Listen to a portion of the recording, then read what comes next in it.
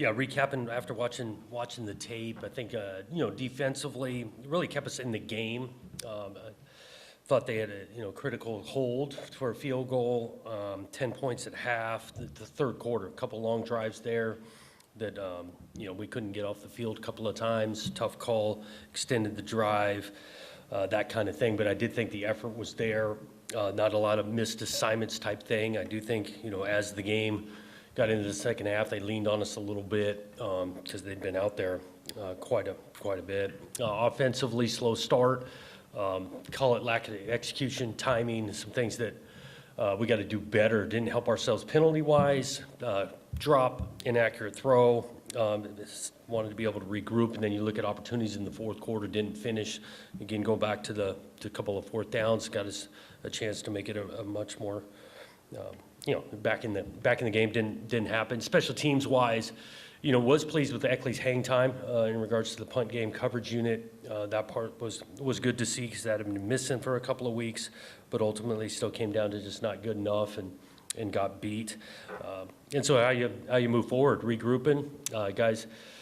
Told the truth quite a bit yesterday, looking at things.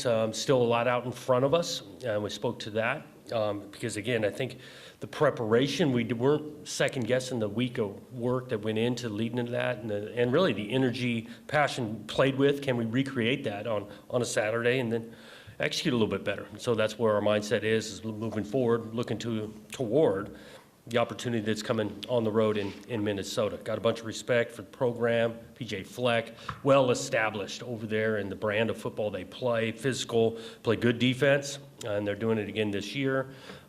They are coming off a tough loss just like us, but they play really well at home. You look at the tape, they got some balance on offense, and so it'll be a great challenge for us. Questions?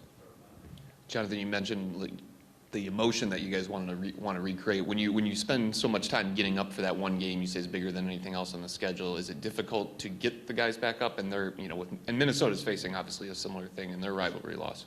Talked about it yesterday, and again, that's back to a consistent in our approach. We've seen kind of what it can look like on the field in regards to that energy, passion, and we've got the opportunity to do it again this week. Our approach will be go back to work tomorrow, starting in practice, and I'm confident these groups of mature, football means a ton to them, that we'll be ready and excited to play on Saturday.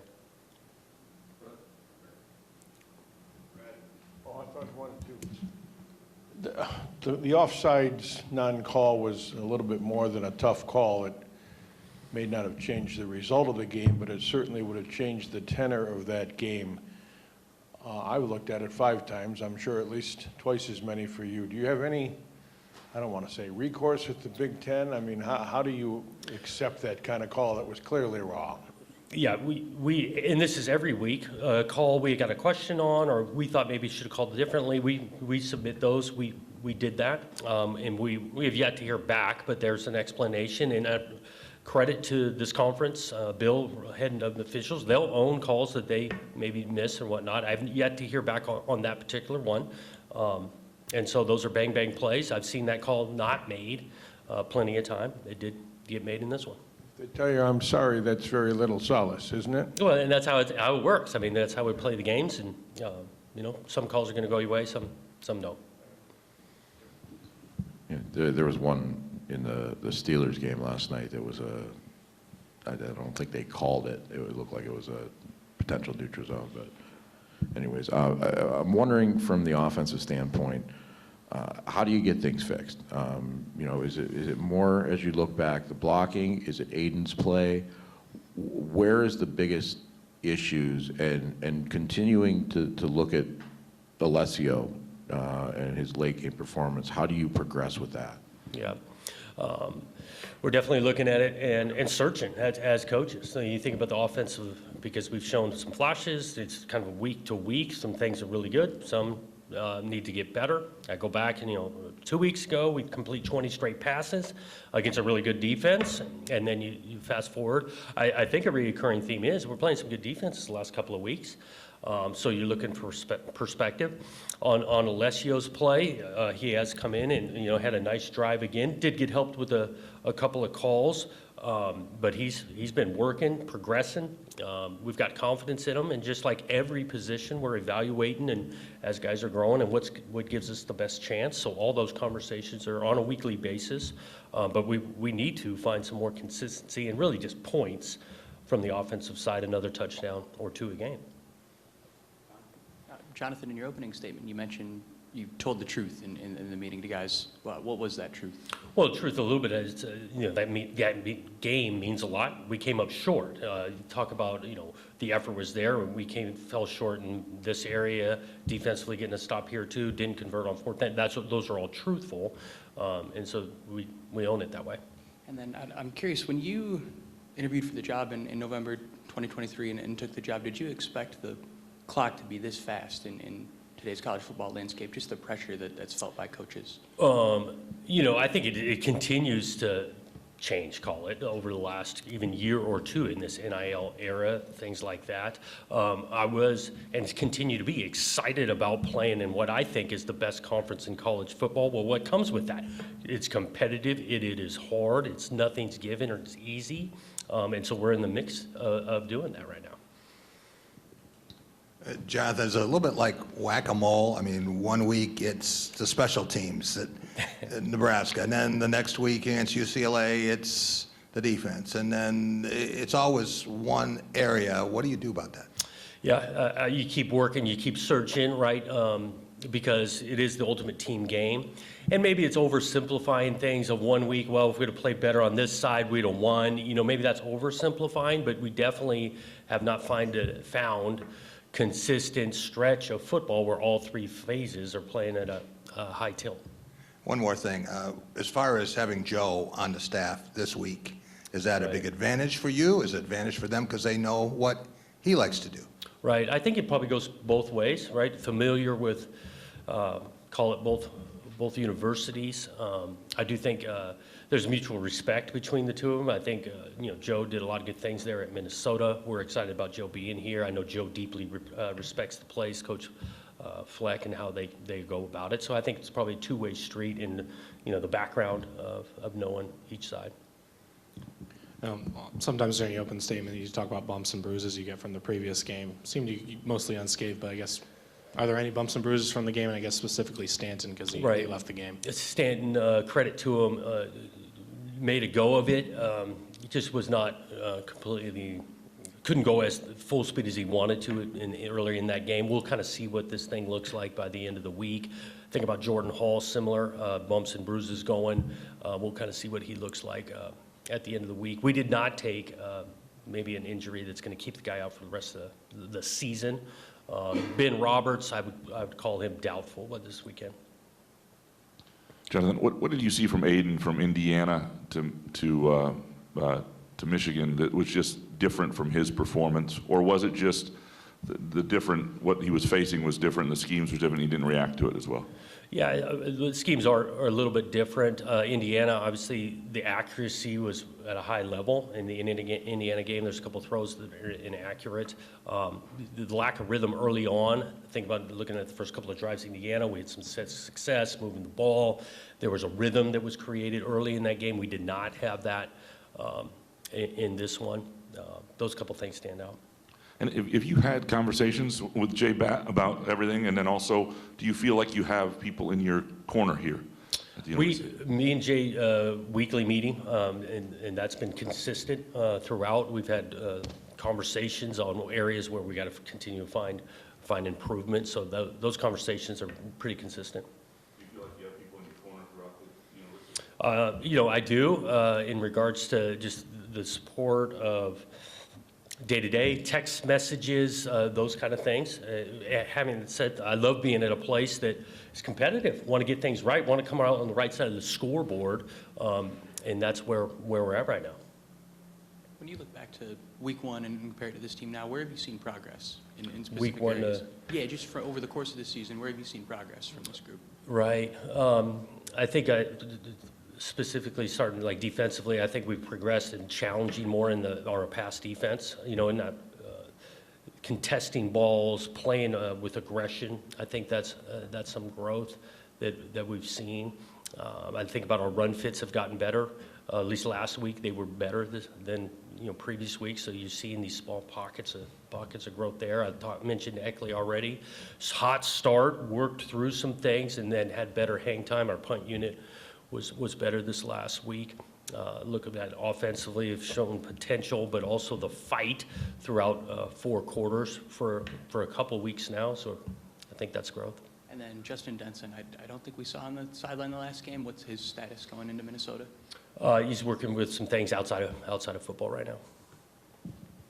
Jonathan, you talking about something to build on. You got run game actually, over 100 yards for the first time after 3 games without it. What'd you see from Mekhi that helped spark that? And he seemed to show some vision and kind of wiggle. Yeah, he did. He had a couple good longer runs. Still tries to make it physical. Again, that run game approach, it's not always going to be clean, perfect. It's going to be kind of muddy sometimes, and working through some of the best runs, in my opinion, maybe it's blocked for 2 yards, he finds 4. So I think there's some confidence that Mekhi / that group, when we trust the scheme, make it physical, we can pop on a few, and he did in that game. I know you addressed after the game Joe Rossi's sideline presence. Did you feel the energy, and is that something you'll do going forward? I think we stick with that. That was kind of the hope of him coming down to the sideline. Joe does a great job with I'll call it the whole unit in regards to communication, direction.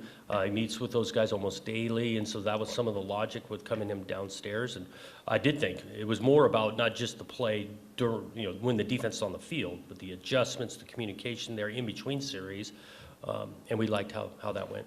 Jonathan, how do you ignore the outside noise, and how tough is it on you and your family with what you're going through now and all that's going on out there? Yeah, I think for me, you continue to keep the main thing, and that's really our players, our staff, the focus being on that, the work that's being done. My name's at the top of this thing, but there's a lot that are affected, that are going through the disappointment of losing a few games in a row here, and so I just think about the others and appreciate the work that continues to go, especially when it's hard.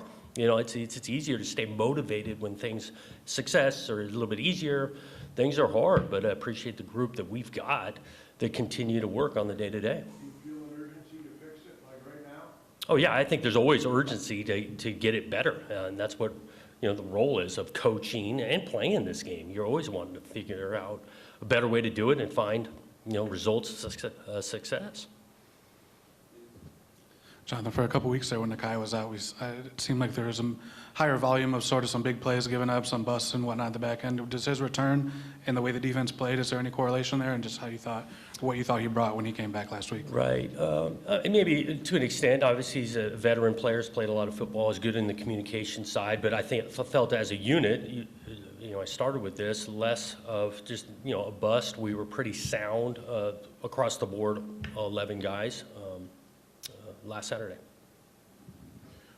We asked Tom Izzo a lot about kind of the state of his profession, and he talks a lot about that. I'm wondering for you, as you look around the country, and not just specifically your situation, but seeing some of the coaches that have been let go over the course of the last few months, how do you assess where the profession of being a college football coach is right now? Yeah. It's, continued to change. I still think there's some beauty in coaching that doesn't change in regards to growth, the competition, repurposing this game of football to add value to these guys' life of going through hard times, finding success. I still think there's beauty in such a large, especially football, such a large, diverse group coming together for a common goal and then going through good ups and downs and, that life experience adding benefit to their long-term life and what they're challenged. So there's still a lot of beauty there in coaching this game. Do you feel like any of that is being abandoned in this area of either players getting paid or the constant decision-making and the portal and everything else? Yeah, I think abandoned is a strong word. I do think that, less time, more, call it good distraction, because there's compensation. There's a lot more distraction when you throw in some immediate results needed. Other parties involved outside of just mom, dad, player, and coach. All of that is is different. Jonathan, following up on that, do you see parallels to where your program was at Oregon State early on? And is it possible to have a 4-, 5-, 6-year plan now? Yeah, there was probably some parallels from year ones to years two. Again, it's just not strictly the way I see things. Yeah, the results are the number one priority, but you still find pockets of growth, establishment in the relationship, development of players. We're still taking that approach here in year two, just like we did in year two at Oregon State. And so, again, controlling what you can control, keeping the main thing, and that is, again, about this team, the players, the individuals buying in, continue to work and grow, and counting on things flipping when you take that approach. Jonathan, I know there's not much transparency at all in sort of the NIL and financial realm of this sport, but I'm just wondering, when you go back to looking at this team in the offseason, building it and whatnot, do you feel satisfied? Like, was there adequate money, resources to put this together to be as competitive as you guys wanted to be different than 3 and 5, you think, when you Right. evaluate that? We do evaluate, not probably on the weekly, but like, another bye week coming up, you take a look at, anytime you're looking at your roster, the potentials of next year, additions, who's departing senior-wise, that's still taking place. I think I probably speak for every coach in America, right? Yeah, that was a good investment now, right, that term. Yeah, we maybe overspent or underspent over there.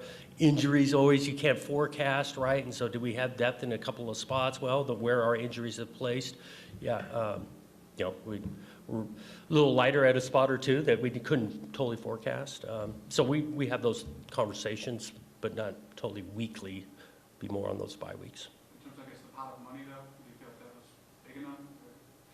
Well, you kind of started with your question, and it's lack of transparency. You don't totally know what's big enough, what's not. You hear things, this and that. I do feel like I like this group that we've got together, the way they work and are going.